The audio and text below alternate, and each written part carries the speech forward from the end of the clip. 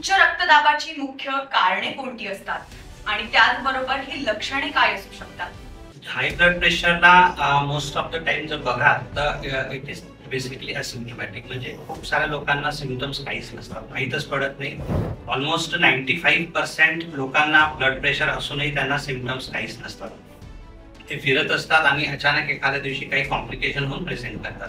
5 to 10% लोकांमध्ये symptoms येतात आणि त्याच्यामध्ये जे सिम्पटम्स राहतात ते जसं की दम लागणं म्हणा, कोणामध्ये चक्कर येणं, कोणामध्ये हेडेक होतो फक्त.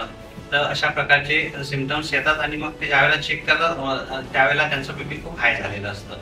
तर अराउंड 5% मधून पण 4% लोकच हे सिम्पटम घेऊन येतात आणि 1% लोक जे येतात ते युजली ते कम विथ कॉम्प्लिकेशन्स. कॉम्प्लिकेशन काय असू शकतात? ते एखाद्या हार्ट अटॅक म्हणा, ब्रेन स्ट्रोक म्हणजे की पॅरालिसिसचा अटॅक म्हणा, किंवा मग डोळ्यांवर परिणाम म्हणा, कोणाकोणामध्ये किडनीचे असतात. तर अशा प्रकारचे मल्टिपल कॉम्प्लिकेशन्स घेऊन 1% लोक ज्या वेळेला येतात तर ते खूपच क्रिटिकल कंडिशनमध्ये येतात आपल्याकडे.